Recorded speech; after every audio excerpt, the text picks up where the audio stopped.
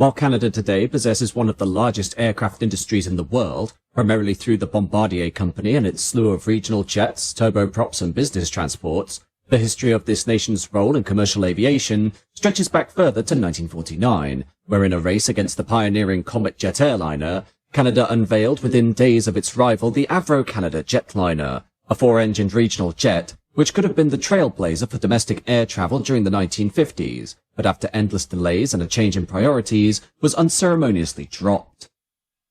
The roots of the Jetliner project first began in 1945, when Trans-Canada Airlines, or TCA, later to be renamed Air Canada in 1965, started considering a number of new aircraft designs which would replace pre-war models such as the Douglas DC-3.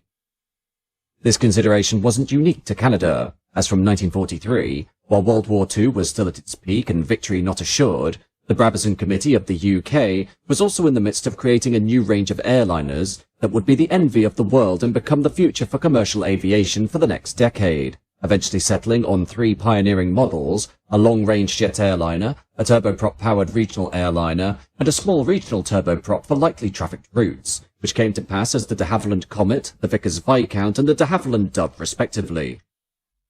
Britain's innovation for airliner technology landed on the shores of Canada in November 1945, when the Victory Aircraft Company of Hamilton, Ontario, was sold by the Canadian government to the Hawker Siddeley Group of the UK, under which the company was renamed to their subsidiary brand, the Avro Company, or Avro, and thus became Avro Canada. This, therefore, meant Canadian aircraft designers, thanks to this new British connection, now had the ability to travel to the UK and learn British technological details, as was the case of Avro Canada chief designer Jim Bain, who took a tour of England around the time of Victory's merger into the ranks of Hawker Siddeley. His interests centred primarily around the brand new AJ65 axial flow turbojet engines, which would later emerge as the Rolls-Royce Avons used on the de Havilland Comet and a variety of British fighters and bombers. Enthralled by the advances of the British aviation industry, Bain returned to Canada and started exploring the possibility of his company being able to create a jet airliner, the Avro Canada firm, at the time, being in early discussions as to possibly assembling license-built versions of the upcoming Vickers Viscount turboprop for TCA, but soon Bain was able to sway the company's stakeholders into backing a jet airliner project. Able to endear the project to TCA, the airline was impressed by the aircraft's minimum requirement to carry 36 passengers, have a cruising speed of 425 miles an hour, and a range of 1,200 miles, with a diversion allowance of 120 miles and a stacking time of 45 minutes, although this was gradually revised to accommodate 50 passengers and 12,700 pounds of cargo, while the aircraft also needed to be able to take off from a 4,000-foot runway due to the limitations of contemporary airfields. TCA signing a contract on April 9, 1946, with Avro Canada to deliver a quantity of these models for the airline.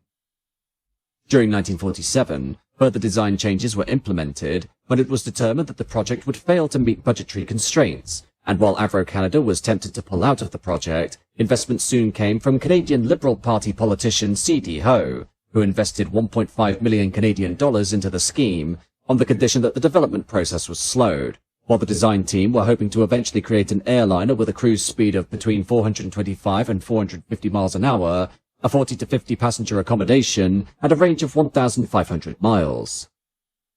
To deliver this, chief designer James C. Floyd proposed the use of the Rolls-Royce AJ65s producing 6,500 pounds thrust each, but was unfortunately stymied due to these power units being solely for use in military capacities. The goal being to introduce the power plants onto the Vickers Valiant nuclear bomber as part of the RAF's V-bomber strike force, leading Avro Canada to instead consider the use of the preceding Rolls-Royce Derwent engine from the Gloucester Meteor fighter jet of World War II.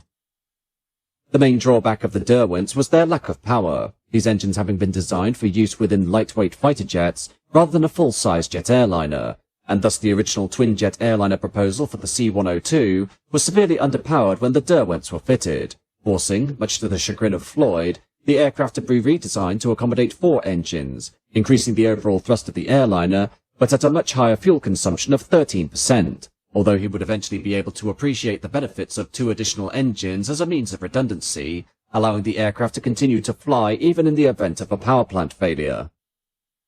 TCA, meanwhile, remained somewhat skeptical as to the jetliner due to their need to completely refurbish their fleet of pre-war airliners with new models, specifically the Rolls-Royce-powered Canadair North Star, a license-built version of the Douglas DC-6, and thus, following a major management reshuffle at TCA during 1948, the new president of the company, Gordon McGregor, was less than enthused by the uncertainty of the Jetliner scheme, and decided that his airline would no longer be the launch customer, as he did not want his firm being the first North American carrier to host a jet airliner.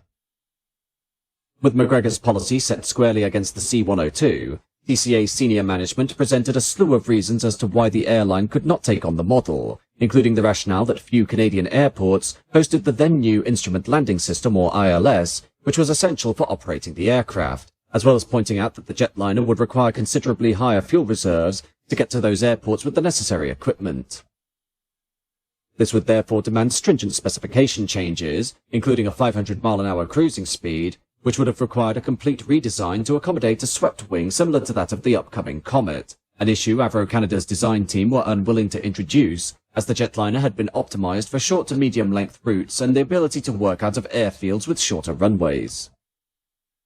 Regardless of McGregor's views, Floyd attempted to garner interest from south of the border in the United States, as the general tradition in America was that airlines often worked closely with the aircraft designers in order to create an optimized model with a universal appeal.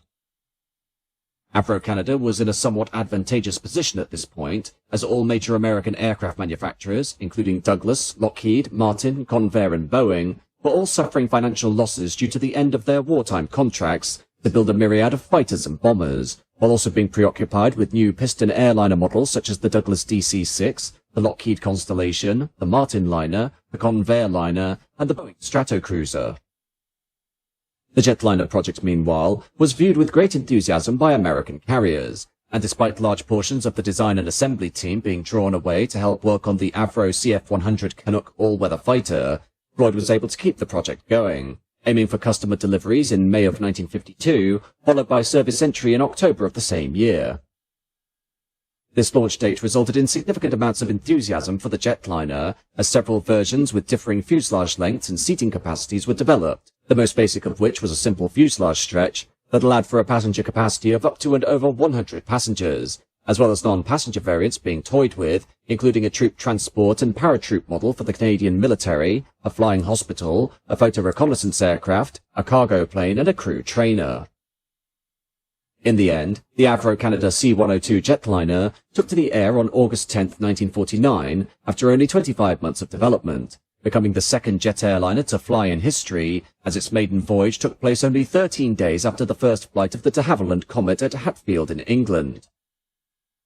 The delays to the jetliner's first flight were due to overrunning construction works to extend the runway at Avro Canada's home base of Malton Airport to accommodate the new model, as well as repairs being required due to external nacelle skin buckling, although trouble unfortunately struck on only the aircraft's second flight, when the landing gear failed to extend, and the jetliner had to make a belly landing, leading to minor damage that was fixed in a couple of weeks.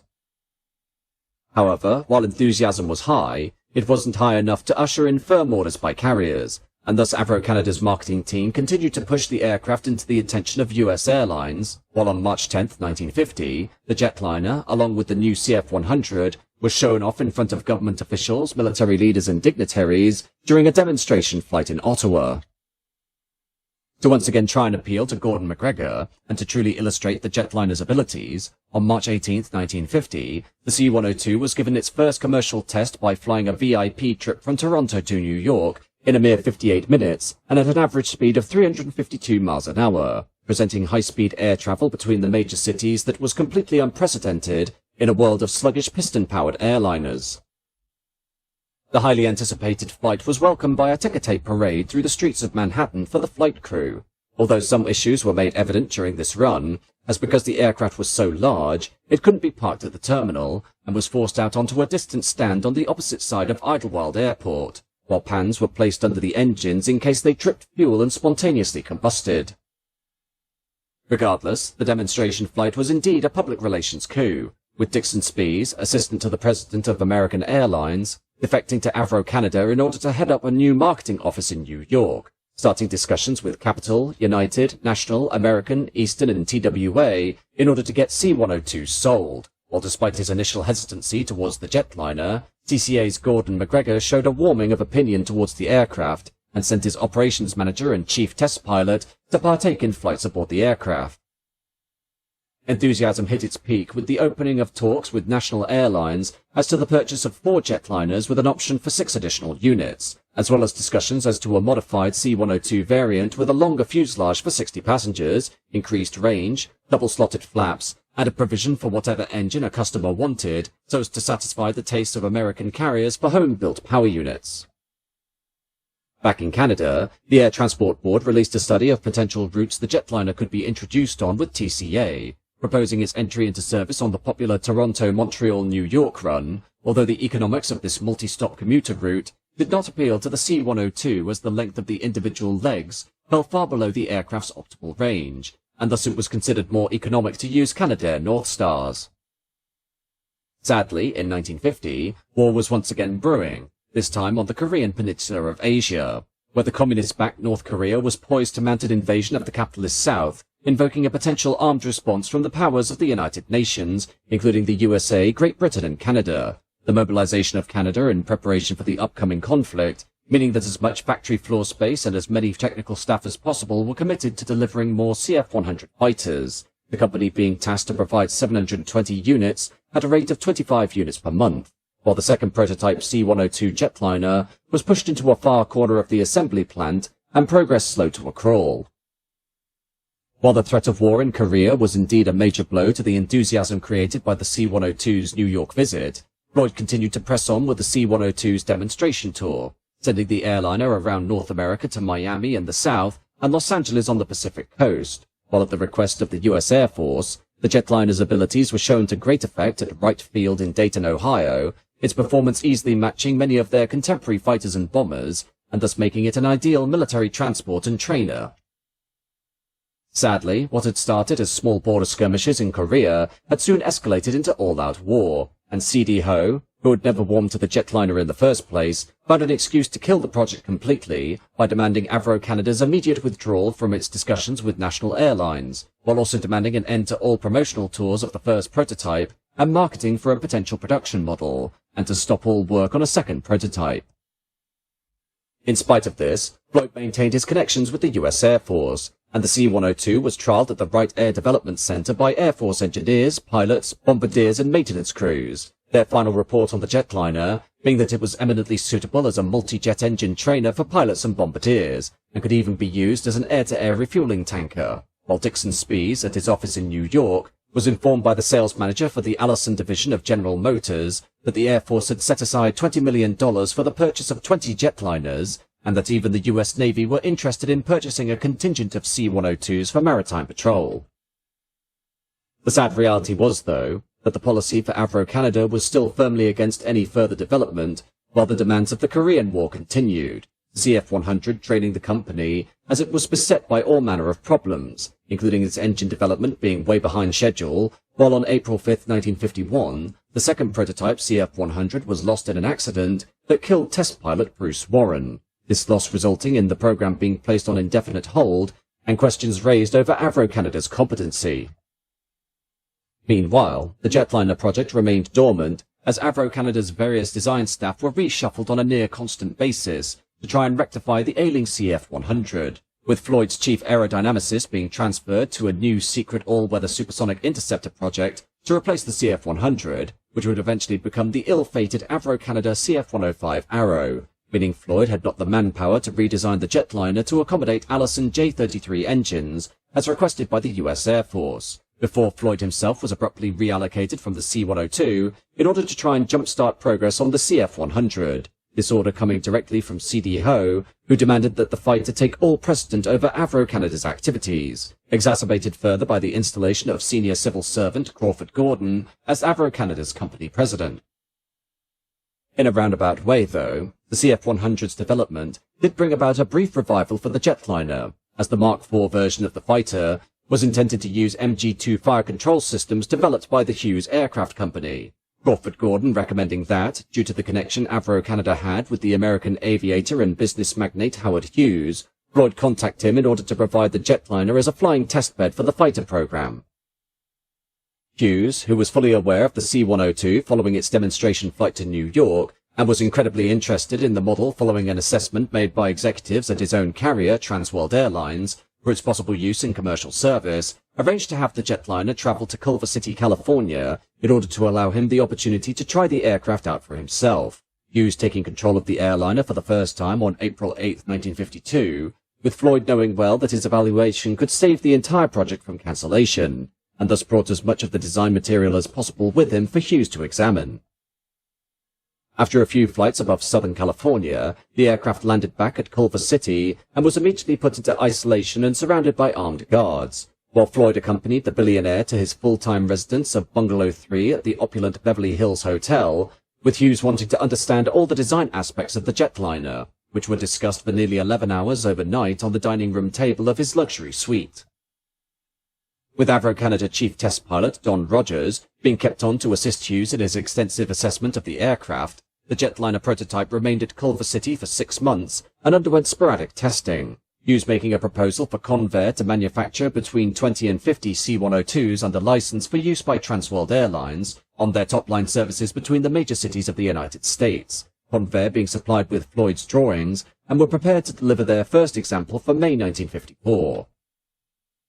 Unfortunately, despite the remarkable potential of the negotiations between Hughes, Convair, Transworld Airlines and Floyd, license-built versions of the jetliner never came to fruition, rumour being that any potential deal was killed off by CD-Ho directly, while other reasons as to the collapse of the agreement came down to a general restriction by the US government on foreign technology being built in the USA or for anything related to national defence, the final nail in the coffin being laid when the American government demanded that, as the bloody conflict in Korea continued to drag into its 3rd year, Convair put all of its manufacturing capability into the development of military aircraft. In the end, Hughes offered to provide Avro Canada with direct financing in order to deliver 30 jetliners from the Moulton factory for use by TWA, but once this offer was rejected by Ho, the C-102 scheme had lost its final saviour, and Rogers was ordered to return the prototype back to Canada, whereupon it would spend the next few years working as Avro Canada's test mule, being used as a photography rig for aerial shots of CF-100s in flight. Eventually, a lack of spares meant the aircraft became increasingly difficult to maintain, the general design having no future, as the model had been largely superseded by the rapid movement forward of the aviation world, TCA introducing Vickers Viscounts from 1955 as the first turbine-powered aircraft to be used in North America, while TWA and National held out for Boeing's new 707 Airliner of 1958, and the Sud Aviation Caravelle, as the world's first successful regional jet airliner, made its maiden flight in May 1955 and would see huge success across the globe, with several units entering the ranks of United Airlines during 1961.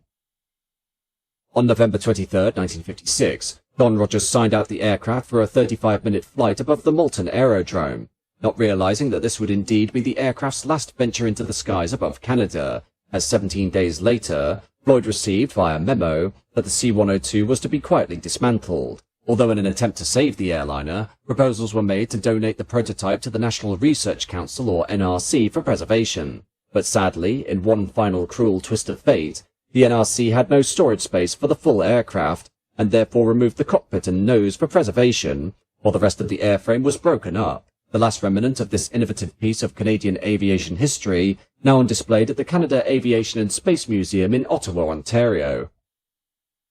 To summarise, the Avro Canada C102 Jetliner was indeed an aircraft which, with a bit more dedication and investment, could have seen jet-powered domestic air travel introduced as early as 1954, beating out its nearest contemporary rival, the Caravelle, by at least 4 years, and potentially reshaping the face of commercial aviation by way of making Canada one of the most influential aircraft industries of the 1950s, especially with its models being license-built in the United States, as per the deal with Howard Hughes. Instead, despite the jetliner having been proven to perform far better than contemporary propeller-driven rivals, the priorities of the Cold War came first, and in the Canadian government's drive to supply the Western powers with the new breed of fighter jet, one which ultimately failed to see the success they had desired, this promising aircraft was abandoned, and it would take decades for Canada to find a new place of significance in the commercial airliner market, with the Dash 7 and the Dash 8 of the 1970s and 80s, a gap of 30 years which could have been the domain of the C-102 jetliner.